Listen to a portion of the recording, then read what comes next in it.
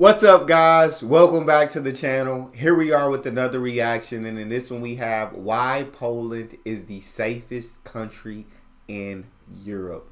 So freaking excited to dive into this one. We've seen videos we've seen the statistics of Poland being the safest country in Europe, and so very interested in knowing exactly why. We know Poland is very strict on their immigration policy, and so they don't agree with the EU's immigration policy. They have differing views. We don't know if that's the reason for Poland's safest country in Europe, but we're gonna jump in and find out some of the reasons. If you happen to enjoy, let's make sure you smash that subscribe button. You guys have been incredible in building this channel up with me. So let's together get to 1,000 subscribers. We're on the path. We're on the right track. Now let's zoom there. Alright, so in this video we're going to talk about a few controversial things, so buckle up. I wanted to share some of my unfiltered thoughts on why I believe Poland is so safe. Because there is zero terrorist attacks in Poland. Because there is no illegal migration in Poland. Juncker, the Commission President, says that you're racist.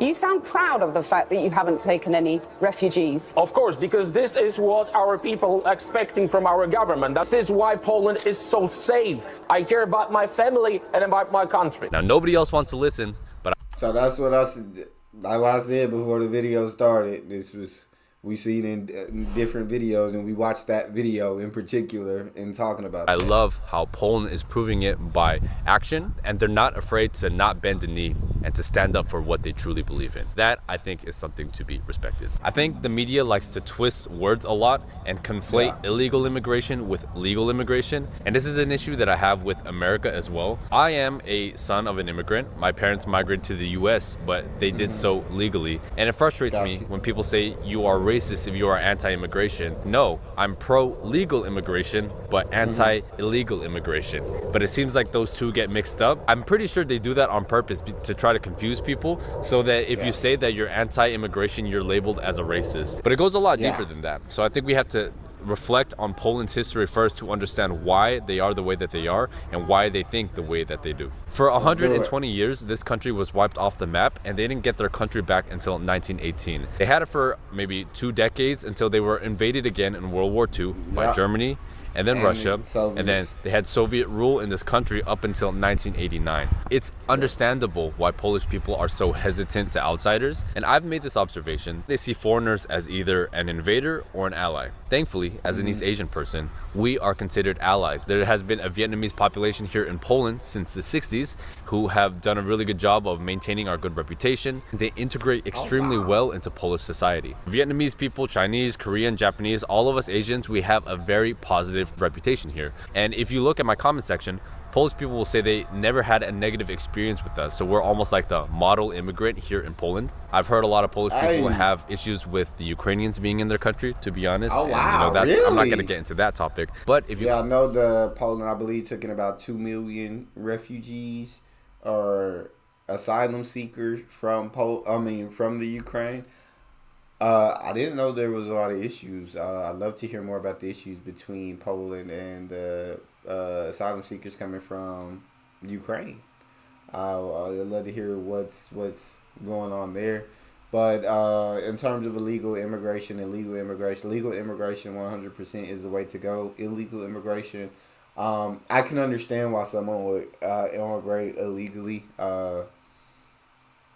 I don't know where on that side of the fence I sit on it, because I understand both sides of the fence, and it's very hard for me to pick a side. But I no judgment to anyone who picks either side of that fence. But let's continue. I agree with this history of Poland. We've seen this in recent videos.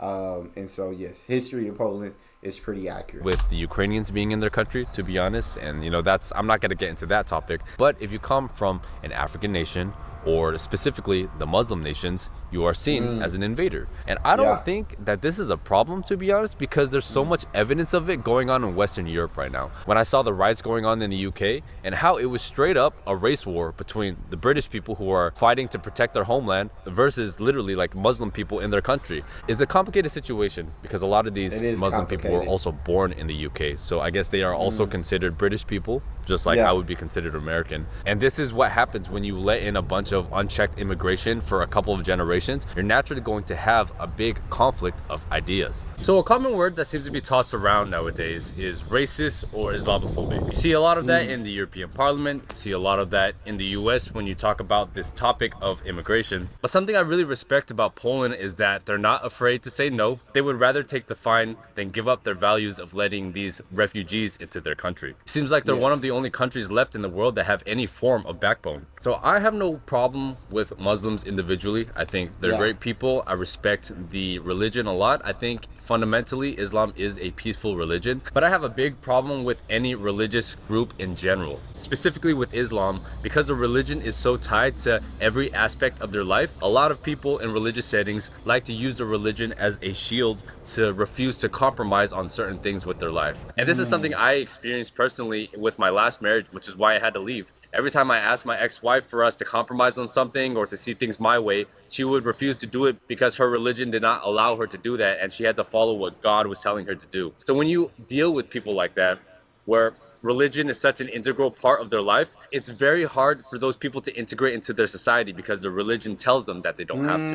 It was always weird to me that most Islamic nations are so intolerant to any other religion coming into their country, like Christianity or Catholicism or Buddhism, and that's totally societally acceptable. But then when the reverse tries to happen, where Christian nations refuse Islam coming into their country, then all of a sudden they get labeled all of these names. So imagine going Yeah, I was gonna say, I guess in the way Christianity is taught 100%, it'd be hard to be in a relationship with someone who isn't Christian, if you are, because there are just things that are going to be very differing opinion when it comes to how you're going to live, how you're going to raise kids, how all of these different decisions. There are things, and I don't think his ex-wife was wrong in a sense. They just didn't match. I don't have a problem with religious groups. I have a problem when religious groups use that to incite violence, to hurt others, to gosh, what's the word I'm looking for? I guess I'll use his example because I can't freaking think. Right, it is wrong if you're like Muslim groups and you want to keep like Christianity and all the other religious groups out, but then when it's on shoes on the other foot and it's other countries not wanting them in, then you're called racist and Islamophobe. I think that no matter what religious group that you're involved in, you should be accepting of all religions. It's just because someone doesn't serve the same God as you or someone believes in something different from you doesn't make them wrong. It doesn't make them a bad person. No, like I think you can be accepting, and so from a sense, like I said, I don't have any kind of prejudice towards religious groups, towards anybody's God or anything like that. I do not like when violence is spread in the name of religion or anything like that is completely unacceptable, and I think that for the most part you have to be tolerant of like all religions, if you ask me. But let's continue the video. Views Islam coming into their country, then all of a sudden they get labeled all of these names. So imagine going into somebody's house, telling them how to run that house, and when they disagree and tell you to get out, you call them racist or bigoted. That doesn't make any sense, right? That's their facts. home, it's their That's rules. facts. I'm very aware that That's I am facts. a guest in this country, so it's my responsibility as a guest to follow the rules, That's integrate facts. into society, and not try Agreed. to change things because I am Yeah. not a part of this nation. Something I've also been thinking about is like, why don't these immigrants go to other Arab nations, like the richer ones, like UAE or Qatar? Doesn't it make sense to go to another Arab nation with the same religion, the same values, the same kind of infrastructure? But why are they so intent on coming to Europe specifically? And I think it's because of the European way of life is generally a lot better.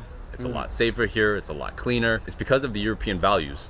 But unfortunately, a lot of people from certain places around the world have no interest in European values or Western values. They want to come, enjoy all of the benefits, but not integrate into society. And unfortunately, Islam and a lot of Western countries have values that are so inherently in conflict with each other, so it's almost difficult for us to coexist. And that's why you can see in countries like the UK right now, they're having a war of ideas with the people who are naturally there and people who have been passed down from generations of immigrants. So I do understand that, because kind of going back to the religious thing where him and his Christian ex-wife, their values were different because she was unwilling to compromise because of her beliefs.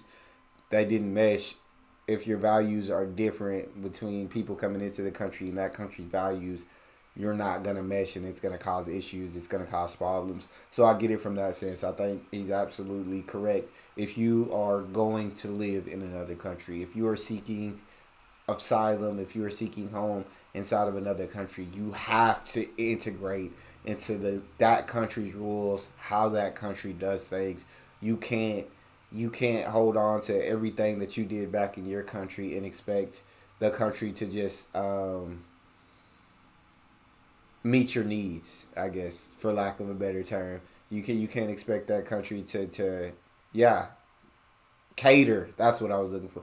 To cater to your needs and cater to your beliefs and cater to your values. No, that country already had a specific set of values, and you knew coming into that country had those values. So you have to be willing to integrate as a guest. I completely agree with where he's coming from on that. If you are unwilling to integrate and you don't want to let go of your values and you don't want to integrate into this country's values, then you just aren't going to mesh. It's just not going to be a match. I do believe in diversity. I do believe in like very diverse nations. I think diversity is an amazing thing. There's so many great things that come out of diversity. There's cons that come out of diversity. But pro or anti-diversity, I'm pro-diversity, right? As long as I feel like I guess I'm just kind of going back to what I said. If you're going to another country, you have to be willing to integrate into that country and not think it's going to work the other way around. So, yeah. Let's be real. The main reason that a lot of these European countries are safe and why a lot of Asian countries are safe is because we are homogenous societies. This is exactly how the Scandinavian countries were before they let in all these immigrants. And I don't think it's a coincidence that there's a correlation between their open door policy versus the rise in crime and gangs growing in their country. The interesting thing about Poland is that when I say homogenous, it's not necessarily on a basis of race, but it's more on a basis of culture and ideas. If we look at Polish history, they were a bunch of tribes. That's what I meant. That's what I was trying to say. I just couldn't get it freaking out of my thought. I said I'm pro-diversity as long as the diversity holds and believes those same like culture, same values, same. Now they can have different thoughts. It could because so much greatness comes out of being different. But at the same time, if everybody's unwilling to I guess, agree on certain values or agree on certain things, there's going to be clashes that happen. And you do see that in a lot of countries, a lot of very diverse countries. You do see a lot of clashing between citizens. You do see a lot of division. And so when he says Poland's homogenous, he doesn't mean like it's just one race. It's like people who believe in the same culture, like people of different races, different ethnicities, everything, but believe in the same cultures, have those same values, things such as that. That were constantly shifted around due to war and invasions. Polish people is more about an idea and a flag that they're under rather than all being like white. People say that Poland is racist. That's kind of unfair because it's more like Polish people are actually extremely welcoming to you if you come in, obey the laws, integrate into society, and follow the rules. If you learn the language, you understand and appreciate the history, then you can integrate extremely well into the society. The problem is when specific immigrants come into societies and refuse to integrate. Poland has a problem with that, and I think that's totally justified. I think every country in the world has the right to put their citizens first, and this is actually a big frustration that I have with my own country, the United States, right now. It doesn't make sense to me that we're sending all this money to foreign wars that have nothing to do with us, and it's the American taxpayer that suffers as a response. It doesn't make sense. I think if you ask me, the U.S. doesn't do this in terms of wanting to help. It does help. It does help a lot of other countries. But in terms of, I don't think the U.S. does anything that doesn't benefit the U.S. So in sending this aid and everything, I believe it definitely benefits the U.S. in some form of. It's not just. I don't think the U.S. gives anything away for free. I think it benefits the U.S. in some form or fashion, and sending this foreign aid and doing these things in all of these other countries. That's how I think it is. You could disagree, and I could be completely wrong because I won't lie to you. I haven't researched it, but just going with the history of the United States is always going to put the United States first. You've seen they've done terrible things in the name of putting the United States first, putting the United States interests first and foremost. So it's just hard to believe that the U.S. would give without getting.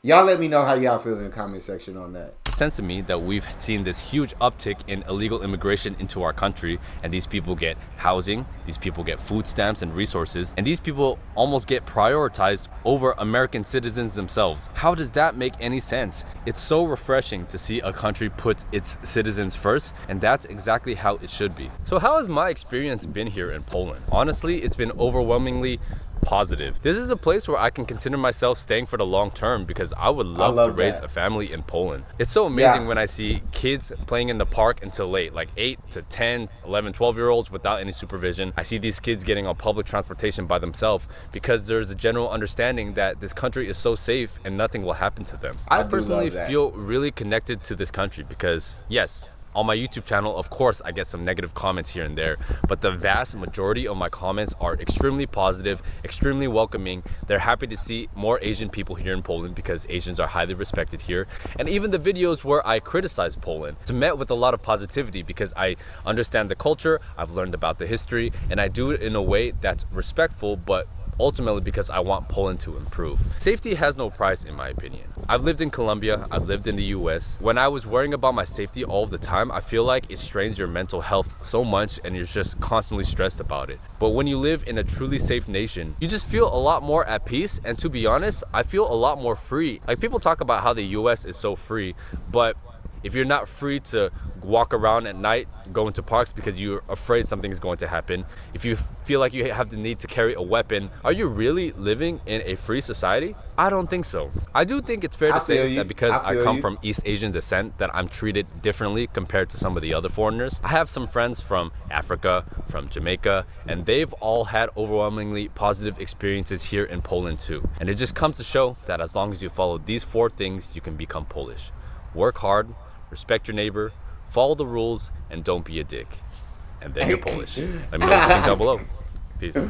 I love that video. Work hard, respect your neighbor, follow the rules, don't be a dick, and you're Polish. That simple.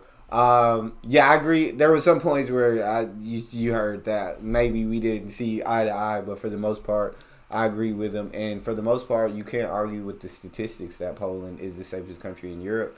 And Poland is the one that is standing up and saying that we're not allowing like the legal migration. Cool, but illegal immigration, we're not rocking with it. We're not having it, and we don't have an open borders policy. We're not just letting everybody in. And you look at the statistics, and they are very safe. And so,